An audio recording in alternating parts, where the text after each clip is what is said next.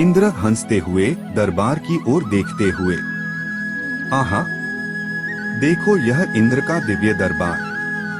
स्वर्गिक पुष्पों की सुगंध, गंधर्वों के मधुर स्वर, महर्षियों की ज्ञानवाणी, यह है सच्चा स्वर्गिक आनंद। देवता एक मुस्कुराते हुए, सत्य है प्रभु, लेकिन इन दिनों स्वर्ग में भी पृथ्वी के कोलाहल की चर्चा हो रही है। इंद्र भौहें उठाते हुए, कोलाहल? अब कौन सी नई समस्या उठ खड़ी हुई? देवता दो हंसते हुए, मनुष्य यह बहस कर रहे हैं कि तकनीक वरदान है या अभिशाप। उनके पास मशीनें हैं जो उनका काम करती हैं, फिर भी वे आलसी होने की शिकायत करते हैं।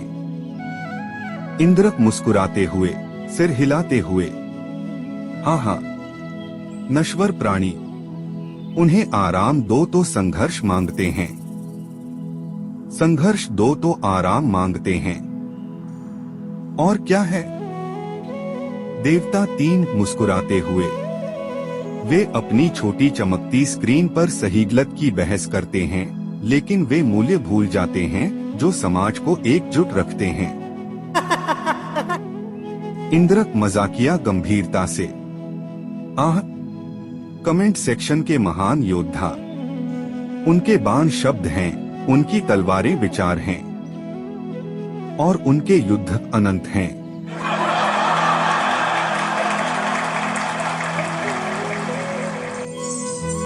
अचानक कोमल पायल की झंकार भव्य सभा में गूंज उठती है। हंसी थम जाती है, सन्नाटा छा जाता है, सबकी निगाहें द्वार की ओर मुड़ जाती हैं। नर्म कदमों की आहट, पायल की झंकार,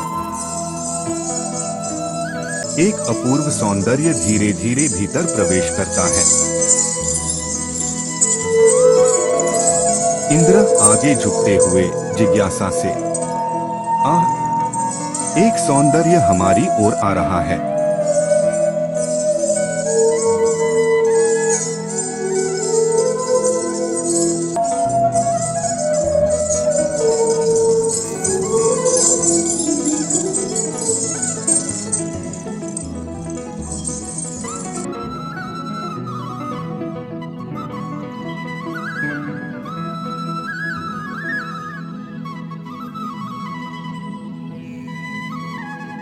दिव्य अप्सरा उर्वशी।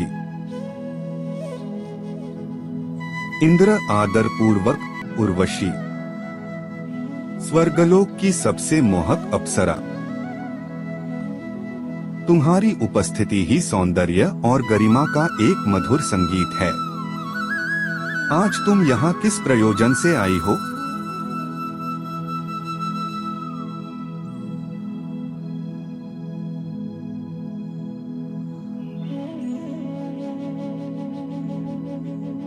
हे देवराज, एक योद्धा की वीरता केवल शस्त्र धारण करने में नहीं, बल्कि मर्यादा की रक्षा में होती है। वीरता वासना में नहीं, सम्मान में निहित होती है। सौंदर्य को सराहा जाना चाहिए, जीता नहीं जाना चाहिए, और नारी की गरिमा पूजनीय होती है, भोग की वस्तु नहीं। इंद्र मुस्कुराते हुए राजसी स्वर में, वाह अर्जुन, वाह अर्जुन, वाह अर्जुन, तुमने एक बार फिर अपनी बुद्धिमत्ता का प्रमाण दिया है। लेकिन बताओ, एक योद्धा के लिए दिव्य सौंदर्य के समक्ष खड़े रहने पर सबसे बड़ा गुण क्या होना चाहिए? अर्जुन, हे देवराज, एक सत्य सदा अटल है, नारी का सौंदर्य केवल उसके रूप में नहीं, बल्कि उसके सम्मान और पवित्रता में है। सच्चे योद्धा की शक्ति आकर्षण में नहीं, बल्कि सम्मान में निहित होती है। वास्तविक योद्धा वही है जो अपने मन को वश में रख सके, न कि अपनी इंद्रियों को। स्वर्ग के भव्य सभा से अर्जुन के निजी कक्ष में परिवर्तित होता है। अर्जुन अपने कक्ष में बैठे थे, उनके मन में अभी भी दिव्य सभा में कहे गए शब्द गूंज रहे थे। सम्मान, कर्तव्य और धर्म, ये उनके जीवन के स्तंभ थे। लेकिन आज रात भाग्य ने उनकी राह में एक और सूत्र जोड़ दिया था। एक उपस्थिति पास आ रही थी, जिसमें लालसा की सुगंध और अनकहे शब्दों का भार था। दृश्य स्वर्गीय गलियारे की ओर स्थानांतरित होता है, जहां उर्वशी सौम्यता से अर्जुन के कक्ष की ओर बढ़ रही हैं।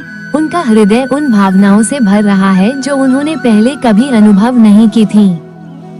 स्वर्ग की सबसे सुंदर अप्सरा उर्वशी ने अनगिनत योद्धाओं को देखा था, लेकिन अर्जुन जैसा कोई नहीं। उनकी वीरता, उनकी विनम्रता, उनके अडिग सिद्धांत, उनकी हर बात ने उर्वशी को मंत्रमुग्ध कर दिया था। और अब जिसके लिए वो वर्षों से तरस रही थी, वो उन्हीं के आकाश के नीचे खड़ा था। आज रात वो भाग्य को यूं ही जाने नहीं देंगी। स्वर्ग का भव्य महल चांदनी रात में नहाया हुआ, हल्की मंद सुगंध हवा में तैर रही है। उर्वशी धीरे धीरे अर्जुन के कक्ष में प्रवेश करती है। रेशमी वस्त्र लहराते हैं। वो अर्जुन को देखकर हल्की मुस्कान बिखेरती है। उर्वशी नर्म स्वर में, हल्की झिझक और लालसा के साथ, महारथी अर्जुन, मैंने आपकी वीरता की अनगिनत कहानियां सुनी हैं, लेकिन आज भाग्य ने मुझे योद्धा के पीछे छिपे मनुष्य को देखने का अवसर दिया है। अर्जुन गंभीरता से देखते हैं, फिर हाथ जोड़कर नमस्कार करते हैं। उनकी आंखों में सम्मान झलकता है। अर्जुन आदर पूर्वक हाथ जोड़कर, देवी उर्वशी, मेरे इस साधारण कक्ष में आपका स्वागत है। कृपया बताइए, स्वर्ग की सर्वश्रेष्ठ अप्सरा को एक साधारण योद्धा के पास आने का क्या कारण है? उर्वशी एक कदम आगे बढ़ती हैं, उनके कदमों की झंकार वातावरण में गूंजती है। उनकी आंखें अर्जुन की आंखों से मिलती हैं। उर्वशी गहरी सांस लेते हुए धीरे से, अर्जुन, आप इतने मौन क्यों हैं? अर्जुन हल्की मुस्कान देते हैं, लेकिन कुछ नहीं कहते। उर्वशी उनकी स्थिरता को देख हैरान होती हैं। उर्वशी धीरे धीरे नजदीक आकर धीमे स्वर में, आप युद्ध में महान हैं, परंतु क्या आप नहीं जानते अर्जुन? कुछ युद्ध तलवार और बाणों से नहीं, हृदय से लड़े जाते हैं। और यह युद्ध आप पहले ही जीत चुके हैं। अर्जुन अपनी दृष्टि नीचे कर लेते हैं, लेकिन कुछ नहीं कहते। उर्वशी हल्का ठहाका लगाती हैं। उर्वशी थोड़ी चंचलता से मुस्कुराकर, एक योद्धा युद्ध में निडर होता है, लेकिन क्या वह प्रेम से डरता है अर्जुन? अर्जुन गहरी सांस लेते हैं और धीरे से उत्तर देते हैं।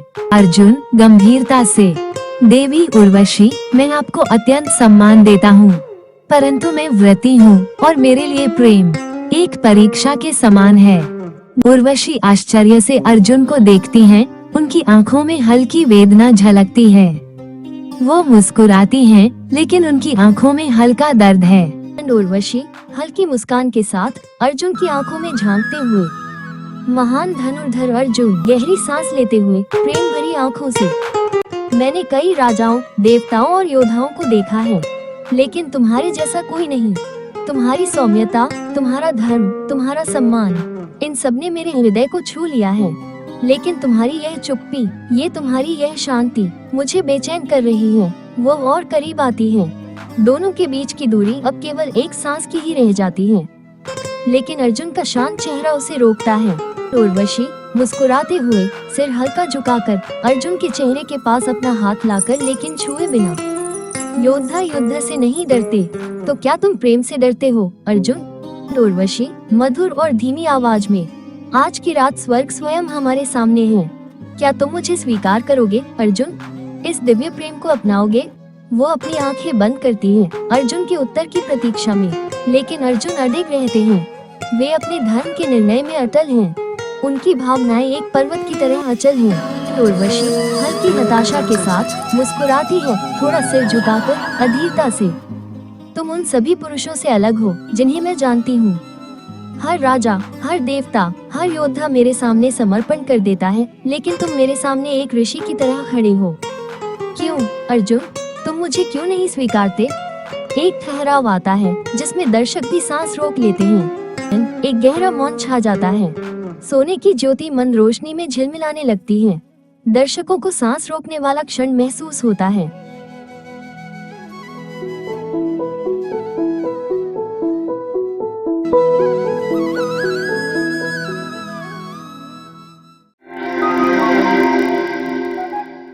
विराट नगर का महत्व।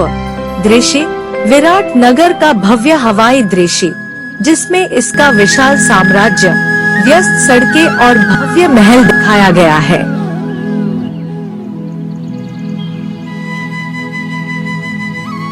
पांडवों ने अपने अज्ञातवास के लिए विराट नगर को ही क्यों चुना? दृश्य भारतवर्ष का मानचित्र, जिसमें विराट नगर को हाईलाइट किया गया है। विराट नगर कोई साधारण राज्य नहीं था। यह शक्तिशाली और महान राजा विराट का समृद्ध राज्य था, जो अपनी सुरक्षा, संपन्नता और रणनीतिक स्थिति के लिए प्रसिद्ध था। यह राज्य पहाड़ों और घने जंगलों से घिरा हुआ था, जिससे यह बाहरी नजरों से बचने के लिए आदर्श स्थान था।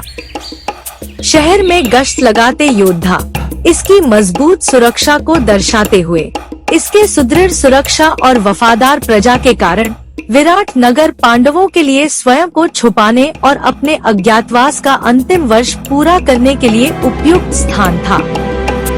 पांडवों का विराट नगर में आगमन। दृश्य विभिन्न रूपों में छिपे हुए पांडव विराट के भव्य महल के प्रवेश द्वार की ओर बढ़ते हुए आम लोगों के बीच घुलते मिलते हुए, और इस प्रकार पांडव विराट नगर पहुँचे। प्रत्येक ने अपनी पहचान छुपाने के लिए एक नया रूप धारण किया। दृश्य युधिष्ठिर कंक राजकीय सलाहकार के रूप में, भीम बल्लभ महाराज का रसोइया, अर्जुन बृहन्नला राजकुमारी उत्तरा के नृत्य शिक्षक, नकुल और सहदेव घोड़ों और पशुओं के देखभाल करता, और द्रौपदी सैरंध्री रानी की दासी के रूप में। सावधानी पूर्वक वे राजा विराट के दरबार में प्रवेश कर गए, अजनबियों के बीच रहते हुए, सही समय की प्रतीक्षा करते हुए जब वे अपने भाग्य को पुनः प्राप्त करेंगे। दृश्य राजा विराट का भव्य महल, स्वर्णिम और शानदार, जहां दरबारी, योद्धा और नर्तकगण मौजूद हैं। दृश्य बृहन्नला का एक रहस्यमय कलात्मक चित्रण, जो सौंदर्य और रहस्य को संजोए हुए है। लेकिन इन सब में सबसे अनोखा रूपांतरण था महायोद्धा अर्जुन, जो अब बृहन्नला के रूप में राजकुमारी उत्तरा के नृत्य शिक्षक बन गए थे। दृश्य बृहन्नला नर्तकियों के बीच नृत्य करते हुए, उनकी अभिव्यक्ति में अनकही कहानी की गहराई झलक रही है। इस वेश में अर्जुन का क्या भविष्य था? एक योद्धा कब तक एक नर्तक के रूप में रह सकता था? इन सभी प्रश्नों के उत्तर अभी बाकी हैं, जो अगले अध्याय की भूमिका तैयार करता है। बृहन्नला का रहस्य और युद्ध की शुरुआत। एक कथा। दृश्य बृहन्नला की भव्य दिव्य आकर्षण से भरी स्तुति। राजा विराट के दरबार में एक रहस्यमयी किंतु सुंदर नृत्य गुरु निवास करती थी। कोई नहीं जानता था कि भरतनाट्यम की यह निपुण शिक्षिका बृहन्नला वास्तव में पराक्रमी अर्जुन थे, जो उर्वशी के श्राप के कारण अज्ञातवास में थे। 2 बृहन्नला द्वारा उत्तर को नृत्य सिखाना। दृश्य बृहन्नला भरतनाट्यम का एक मुद्रा प्रदर्शित करती हैं, उत्तरा श्रद्धा पूर्वक उनका अनुसरण करती हैं। उत्तर उत्साह पूर्वक गुरु बृहन्नले, क्या मैं भी कभी आपकी तरह नृत्य कर पाऊंगी? बृहन्नला मुस्कुराकर धीरे से समझाते हुए, नृत्य केवल गति नहीं राजकुमारी, यह भक्ति, अभिव्यक्ति और सौंदर्य का समन्वय है। इसे अपनी आत्मा में अनुभव करो। उत्तरा नृत्य का अभ्यास करती है। कौरवों का विराट पर आक्रमण। दूत तेजी से दरबार में प्रवेश करता है, घबराया हुआ। दूत हांफते हुए, महाराज, कौरवों ने हमारे राज्य पर आक्रमण कर दिया है। राजा विराट दरबार में नहीं है और उनकी सेना विशाल शक्ति के साथ आ रही है। दृश्य उत्तर कुमार राजकुमारियों के सामने खड़े होते हैं, गर्व से मुस्कुराते हुए। उत्तर कुमार गर्व से, डरो मत देवियों, मैं अकेले ही युद्ध में जाऊंगा और कौरवों को हरा दूंगा। दरबारी महिलाएं हंसते हुए, लेकिन राजकुमार कौन आपका सारथी बनेगा? एक योद्धा को कुशल सारथी की आवश्यकता होती है। दृश्य बृहन्नला आत्मविश्वास से आगे आती हैं। बृहन्नला शांतिपूर्वक, मैं आपका सारथी बनूंगी राजकुमार, निश्चिंत रहें। सभी लोग आश्चर्यचकित होकर उन्हें देखते हैं। उत्तर कुमार हंसते हैं। उत्तर कुमार व्यंग्य करते हुए, आप एक नृत्य शिक्षिका मेरे रथ को युद्ध में चलाएंगी? युद्धभूमि उत्तर कुमार का भय। दृश्य युद्धभूमि में कौरवों की विशाल सेना सामने खड़ी है।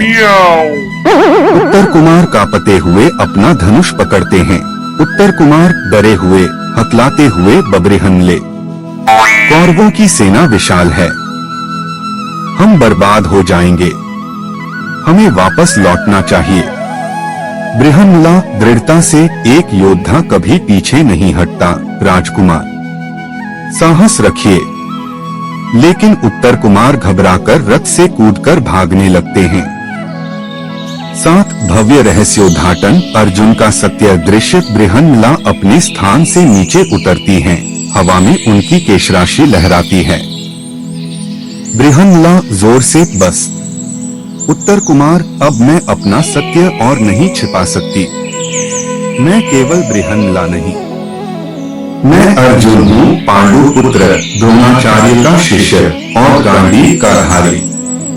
उत्तर कुमार भागते भागते रुक जाते हैं, अवाक रह जाते हैं। उत्तर कुमार अविश्वास से, अर्जुन, वह महान योद्धा, लेकिन आपने अपना रूप क्यों बदला?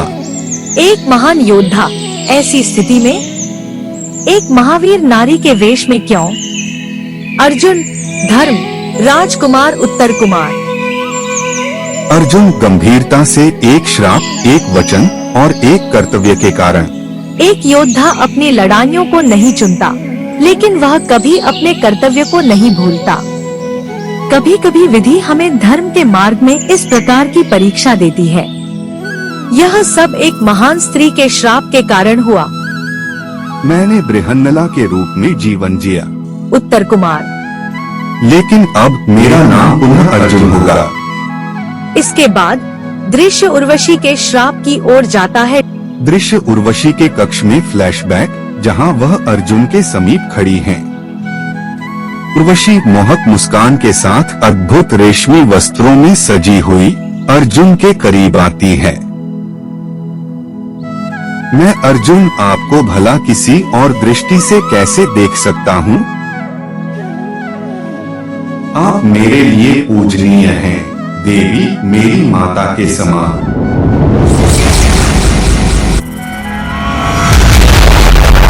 उसकी आंखों में आश्चर्य और अविश्वास झलकता है।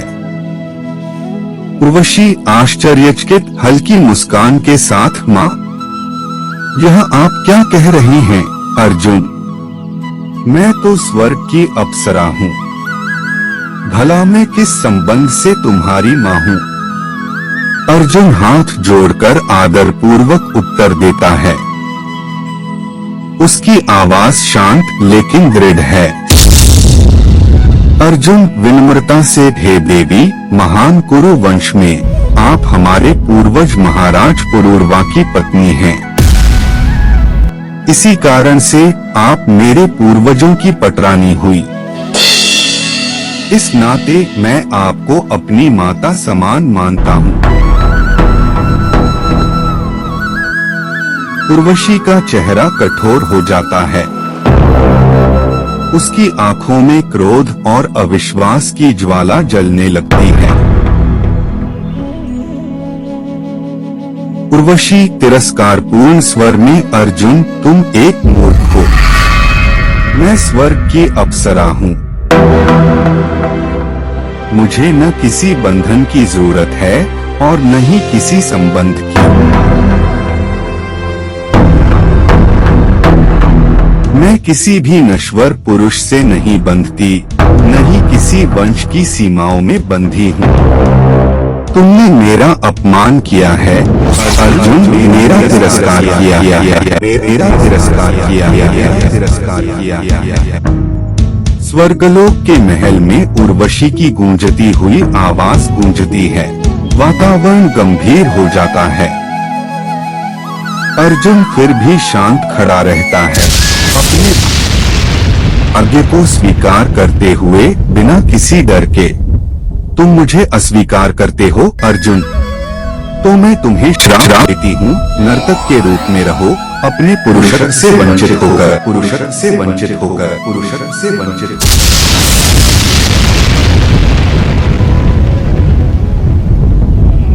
अर्जुन आदर पूर्वक हाथ जोड़कर, हे स्वर्गीय देवी, यदि यही मेरा भाग्य है तो मैं इसे गरिमा के साथ स्वीकार करूंगा। मैं आपकी माता के समान पूजा करता हूँ, क्षमा करें, किंतु मैं आपका प्रेम स्वीकार नहीं कर सकता। वर्तमान में लौटते हुए अर्जुन अपने गांडीव को कसकर पकड़ते हैं। उनकी आंखों में संकल्प झलकता है। इस प्रकार बृहन्नला के भीतर छिपा योद्धा पुनः जागृत हुआ। कौरवों को शीघ्र ही यह ज्ञात हो जाएगा कि अर्जुन की ज्वाला कभी बुझ नहीं सकती। अर्जुन युद्ध की तैयारी करते हैं।